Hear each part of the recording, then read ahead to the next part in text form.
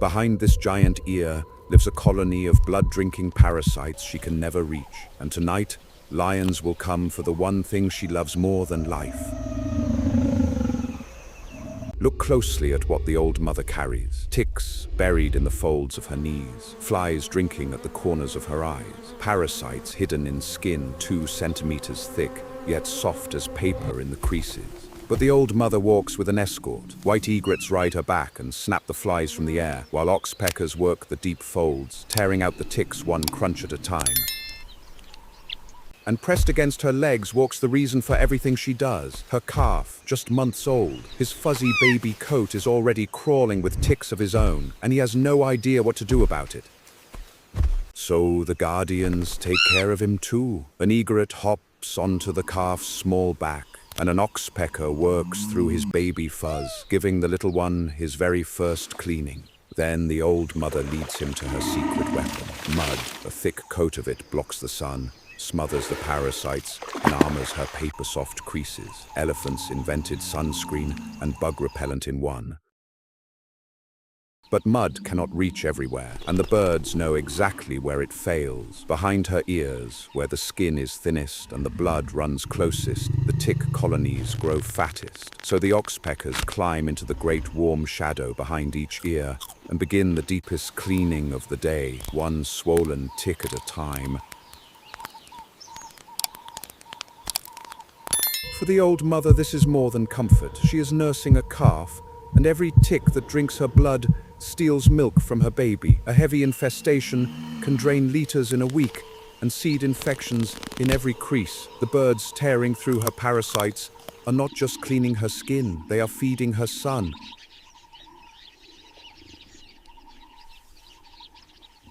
By midday, the wallow has drawn the whole family deeper, and the little calf, showing off in the soft center where no grown elephant walks, suddenly finds the mud is not playing anymore. His back legs sink, he pulls, they sink deeper, and a sound no mother ever forgets rises thin and sharp across the water, her baby screaming. She reaches him in seconds, wraps her trunk around his small body, and pulls. The mud fights back, sucking, refusing. She plants her great legs, wraps him tighter, and heaves with the strength that has carried this family for 40 years. The mud holds, she heaves again, and with a deep, wet tear, the wallow gives him up. And as the fear drains away, the guardians return. The egrets drop back onto her back, the oxpeckers slip behind her ears, and the calf gets his muddy coat picked over by gentle beaks, while his mother's heartbeat slows above him. In this family, even the worst moments end the same way, together and being cleaned. As the mud dries to a grey crust, it does its quiet work. Trapped beneath it, the parasites suffocate and loosen their grip. And when the old mother scrapes herself against a rough tree, the crust cracks away in plates, carrying dead ticks with it, while the birds snap up everything that falls. Skin care, pest control, and lunch all in one.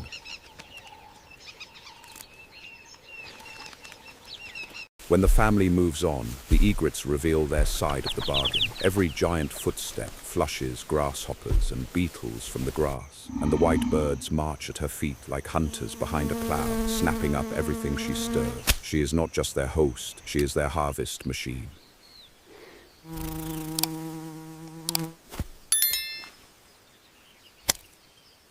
At the resting tree, the oxpeckers drop to ground level for the forgotten places. The creases between her toenails, the folds of her ankles, where mud and parasites pack together after every wallow. The old mother lifts each great foot in turn and holds it, patient as stone, while tiny beaks clean between toes that could crush a lion's skull. Count what changes hands in a single day. The birds take hundreds of ticks, thousands of flushed insects, and a moving fortress no hawk will attack. The mother gets clean creases, guarded skin, her milk protected, and dozens of sharp eyes above her half-blind calf. Researchers following elephant families found the ones with bird escorts raise more calves. The escort is not decoration, it is survival. But the golden hour is fading, and the savannah is changing shifts. The egrets grow restless, lifting and resettling, staring at the darkening tree line. The old mother reads them the way she reads the wind. She rumbles once, low and hard, and pulls her sleepy calf close against her legs. Somewhere out there, the night's first hunters are already moving. The egrets see the first lioness break the grass line, and they detonate off her back in a white shrieking cry. The matriarch does not run. Elephants do not run from lions. She swings to face them, ears spread into a wall 4 meters wide, and plants herself between the hunters and her son like a mountain deciding to be angry. One lioness gambles everything on a sprint at the calf. The mountain moves. The matriarch charges with a scream that rolls across the plain like thunder, 6 tons at full speed, her broken tusk lowering like a laugh. The lioness twists away with centimeters to spare, and the whole pride's nerve breaks with her. Against a mother like this, there is no meal worth dying for. In the sudden quiet, she turns to her son and does what elephant mothers have done for 1,000,000 years. She runs her trunk tip over every centimeter of him, breathing him in, feeling him tremble and then slowly stop. The calf leans his whole small weight into her leg, and above them, one by one, white shapes drift back down out of the dark.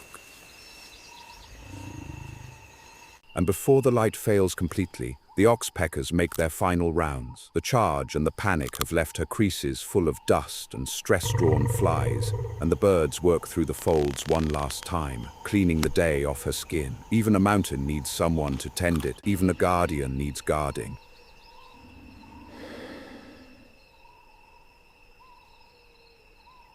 Night folds over the savannah. The calf sleeps pressed into the curve of her legs, and the old mother sleeps standing, one ear always turning. The egrets roost along her spine like a string of pale lanterns, and somewhere beneath her heartbeat, the whole strange household breathes together in the dark.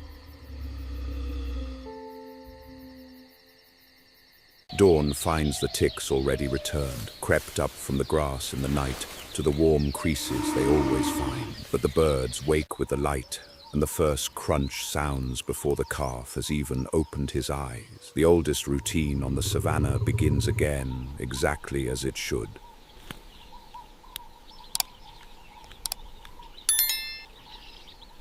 The full morning service unfolds across 2 generations at once. Beaks work the mother's ears, her knees, the creases of her belly, while gentler picks comb the baby fuzz beside her. 2 elephants stand stone still in the gold light with their eyes closed, and the only sound for 100 meters behind the buffalo, is the tiny, steady crunch of the oxpeckers day on the being giraffe, made safe. fish beneath the hippo. Nothing out here, however mighty. And wherever the family walks today, the same quiet services will be running around them. Egrets behind the buffalo, oxpeckers on the giraffe, fish beneath the hippo. The savannah's giants all live the same open secret. Nothing out here, however mighty, survives on its own.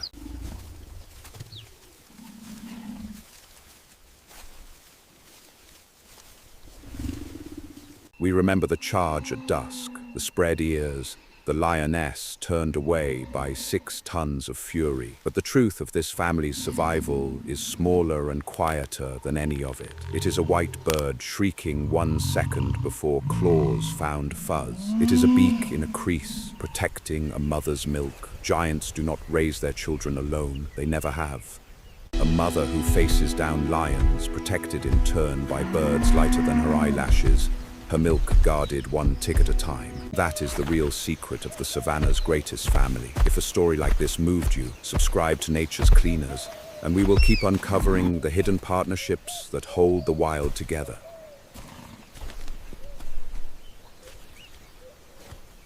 Tonight, the lions will test another family, and the ticks will climb another giant. And tomorrow at dawn, on a grey mother's back somewhere out there, the first small crunch will answer them both. Thank you for watching. We will see you at the next Hidden Alliance.